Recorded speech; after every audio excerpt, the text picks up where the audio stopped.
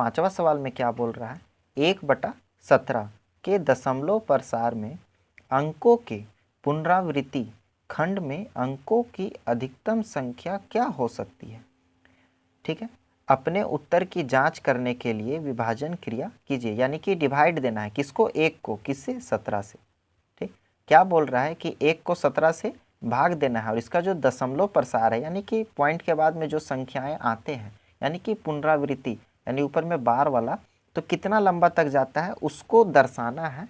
और क्या करना है कि उसको ऐसे ही केवल लिख नहीं देना है, उसको यहाँ पर भाग भी दे करके दिखाना है कि कितना में क्या हुआ, कैसे क्या हुआ। ठीक, तो चलिए भाग भी देते हैं।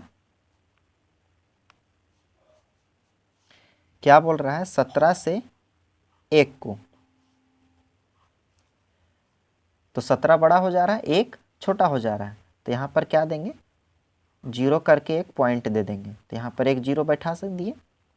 अब फिर भी ये छोटा हो जा रहा है, फिर यहाँ पर एगो 0 बैठा दिए, फिर यहाँ पर एगो 0 बैठा दिए, यहाँ पर एक 0 बैठाना था ना, इसलिए यहाँ पर एक 0 बैठाना पड़ा।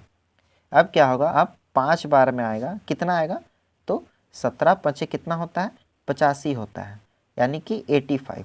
ये माइनस हो जाएगा, तो 85 जब 100 में माइनस हो जाएगा तो कितना बचेगा, तो 25 बचेगा, 25 बचेगा।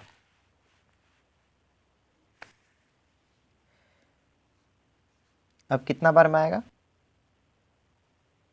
सॉरी 15 बचेगा यहाँ पर। ठीक है, 15 बचेगा। अब ये 17 है सो 15 से बड़ा हो जा रहा है, तो यहाँ पर फिर है सो क्या होगा, यहाँ पर एक 0 बैठ जाएगा। 0 बैठने के बाद कितना आएगा, तो 8 बार में आएगा, कितना आएगा, 136, यानी 17 8 कितना होता है, 136। फिर इसको माइनस कर देते हैं, यहाँ पर 4 हो जाएगा, यहाँ पर 1 और यहाँ पर 0, यानी कि 14 बच गया। ठीक, अब फिर है सो यहाँ पर एक 0 बैठाएंगे, फिर ये कितना बार में आएगा, तो ये 8 बार में आएगा, कितना आएगा, 136 आएगा। फिर माइनस करेंगे, यहाँ पर 4 हो गया, ये हो गया 0, ये भी हो गया 0, फिर एक 0 बैठाएंगे, 2 बार में आएगा, कितना आएगा 2 बार में, तो 2 बार में आएगा 34। ठीक, यहाँ पर क्या बच जाएगा, 6 बच जाएगा, फिर एक 0 बैठाएंगे, उसके बाद में कितना आएगा, 3 बार में आएगा 51, 17 तिया 51, कितना बच जाएगा इसमें, 9 बच जाएगा, फिर एक 0 बैठा देंगे, फिर 5 बार में आएगा, 17 5 85,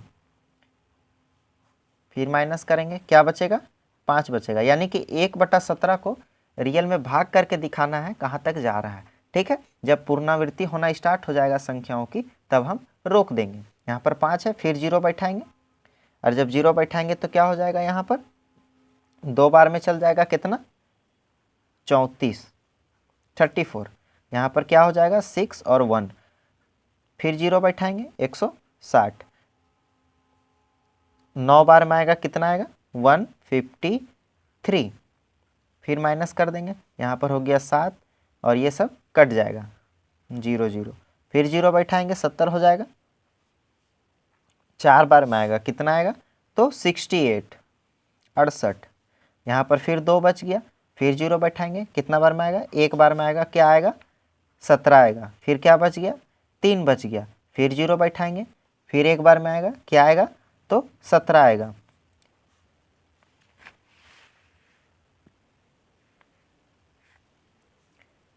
फिर यहाँ पर कितना बच जाएगा, 3 और 1 13, फिर 0 बैठाएंगे तो 7 बार में आएगा, क्या आएगा, 119।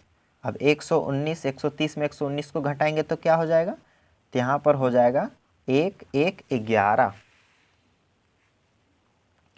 ठीक, अब 11 हो गया, अब फिर से एक 0 बैठाएंगे, यहाँ पर 6 बार में आएगा, क्या आएगा 6 बार में, तो 6 बार में आएगा 102 आएगा। ठीक है, 17 छके 102, यहाँ पर क्या बच जाएगा, 8 बच जाएगा, फिर एक 0, फिर यहाँ पर 4 बार में क्या आएगा, 17 चौके 68 68, फिर यहाँ पर क्या बच गया, 2 बच गया और एक 12 बच गया, फिर 0 रखेंगे, फिर 7 बार में आएगा, क्या आएगा,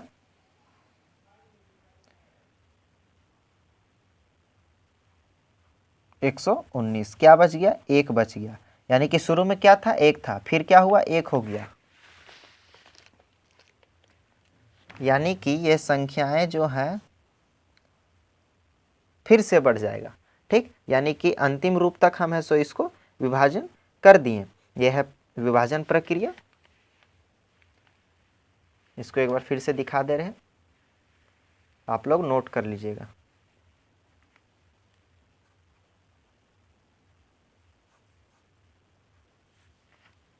ठीक है, तो मिलते हैं अगले